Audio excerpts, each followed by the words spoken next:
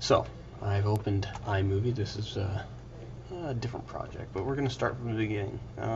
We want to shot some video. We want to get it into iMovie. So what you do, if you got it, I currently have this little SD card reader. I'm going to plug it in to my machine, and as soon as it registers, you see that it looks it up and it pops up right here. I want all 4 of these clips. Hit shift and select, or you can, I was going to try and select them all, but that's not working, so we'll just say import all, and it's going to give you some options. It's going to say where are you going to record it. The default is just to the Mac hard drive, and that's cool. It's going to, again, the default is to create a new event, and that's cool too. That's fine with me. It's going to date it today, so that's great.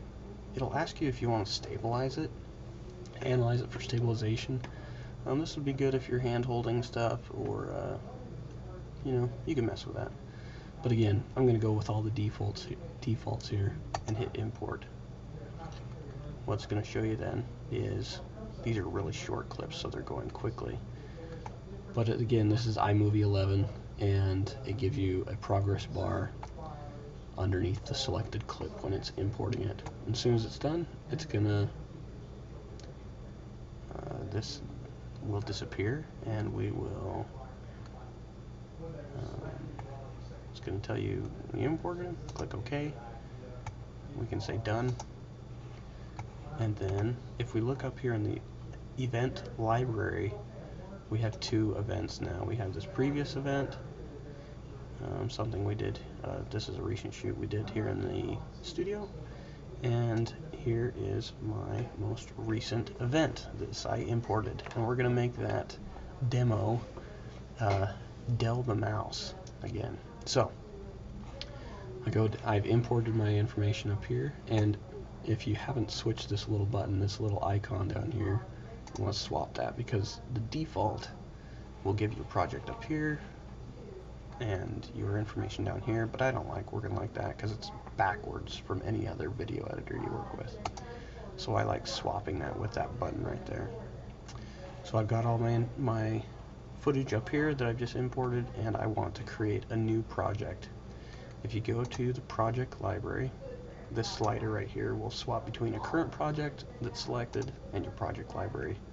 Come down here and you're just right click. I just right clicked on a current project, but you can say right click and say new project here, or by going to the file menu you can select new project, or Command N is a shortcut for new project.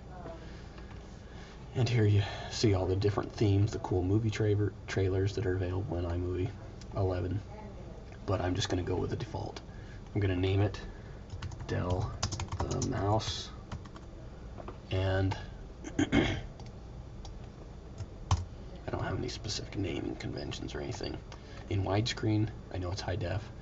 I recorded at 30 frames per second, and I'm just going to go with it. Again, that's the default. And say create. And here, my old project library disappeared, and here's my current empty project. To bring footage in, I'm going to select the portion I'm scrubbing with the mouse over my footage. I want to see this kind of effect right here, but I don't want this where my camera begins to swing out. I just want kind of a steady little movement in the shot. I just want that much. 2.5 seconds. It's a little short. But now that it's selected with the yellow bars, I want to move my cursor to the center of the selection. You see the icon, the mouse changes to a hand, and I'm going to pull that down to the bottom and add it to my project. I'm going to go to the next clip. I like this move in kind of move that I did. It's all handheld, it's pretty sloppy, but for a quick template this works to illustrate iMovie 11. I'm going to drag in another 3-second clip, select it, drag it down to my project. So I have both of these in sequence. Again, when you move your cursor across them, it'll scrub through. And now that I've selected them and drug them to my project, you can see that this orange highlighted area, this bar at the bottom of the clip, shows what's being used currently in my project. And I've got this close-up right here, but I like, again, a little movement in my camera. So what I'm gonna select is it moves in. I like this swing in, and it focuses right there. So another 4 seconds, I selected it. It's highlighted with yellow, and I'm going to drag it to my project. If at any time you're selecting something, you want to change the selection, make it longer or shorter, you can again move your cursor till it changes to the double-sided arrow, and you can drag that selection and then drag to your heart's content. But now I've got these 3 clips, that's all I want, and I'm going to begin editing, adding to my project. You could export this in 3 clips, but there's things we can do to make it look a little better. We're going to first add some pre-roll and post-roll.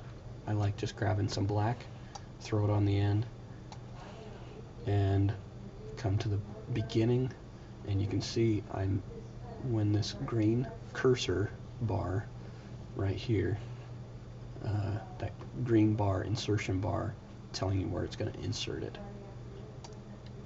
I add black. That's kind of throwback to my high school days, using analog pre-roll. So I like that. I think it makes it easier for your eye when you go into something. But again, I'm going to do a little something more to move from clip to clip, make it a little easier on your eye. And actually, what changes? I didn't explain. These are your backgrounds. These are your transitions. These buttons on the side. So it goes backgrounds, transitions, text, photos, and music. Those are all these buttons that will help you add content to your project. So I'm going to add some transitions, just kind of stepwise. I just like a nice fade to black. I'm going to throw that in on between my 2 blacks. So simple fade, and then let's watch that through just to see how that changes. It's a little quick, so I want to lengthen that.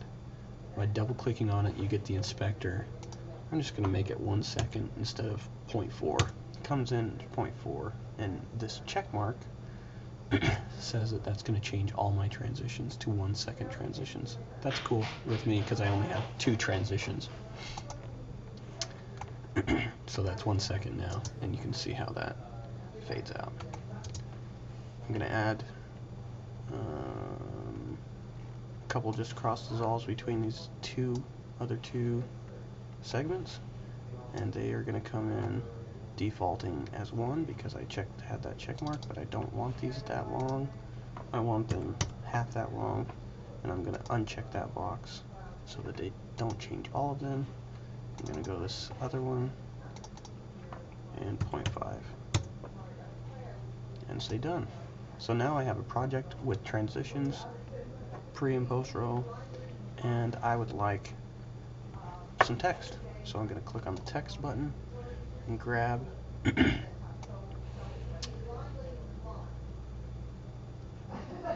some text. When it flies in, you can either get the green bar and insert it before my black, or when it highlights blue, you can see that I get certain chunks of blue. It will drop it on top as an overlay. I'm going to call it the Dell.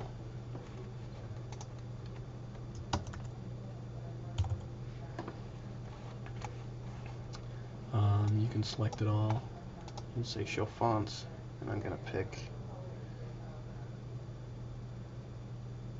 we'll go with Bakersville. And size, we'll make it red, make it big. and say done. Actually, I'm going to change the justification. You see the justification bar here. You can change that. We'll make it centered. Might as well. And say done. If you say done here, you can see how that's going to work. The Dell. It's a Dell mouse if you didn't get the innuendo. Okay. And there's our short clip, but I want to add some audio now. I'm going to go to the music flyout, this button, and then I have, I'm going to go to iMovie, and select, this is kind of a scary,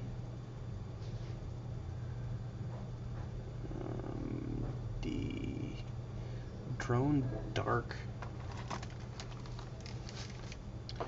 suspense. Yeah. So you can see it's kind of a spooky. I like that. So I'm just going to grab it and either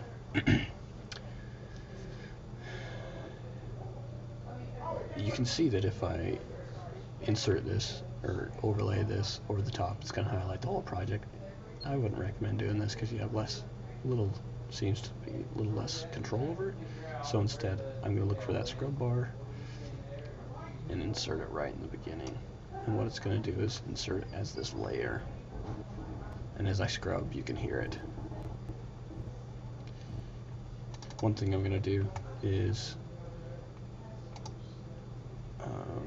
I tend to like a little longer fade out than default 0.5 seconds, so I'm going to stretch it out so it takes 5 seconds to fade out. And at the beginning I want to start it right off, so this is the fade, this is all in the audio inspector, and say done. And then I want to add some other sounds.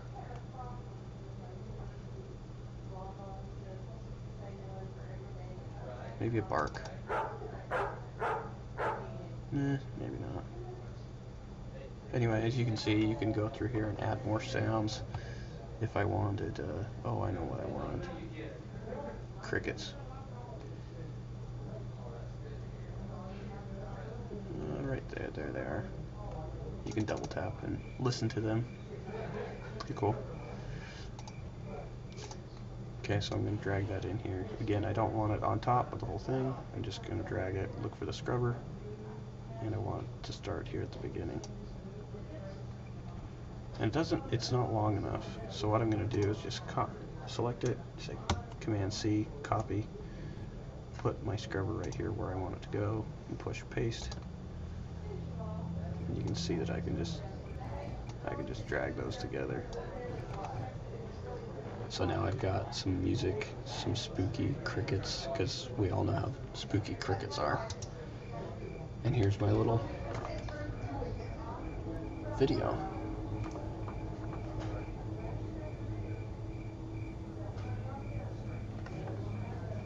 Okay, so one thing that I see that's happening is that there's fade out and fade in on this double up clip. So I want to change that. I'm going to go to the audio inspector, select the have no fade in on the second one, and then select this one and say no fade out. So that way there's should be no gap. Let's play that again. Let's overlap them. So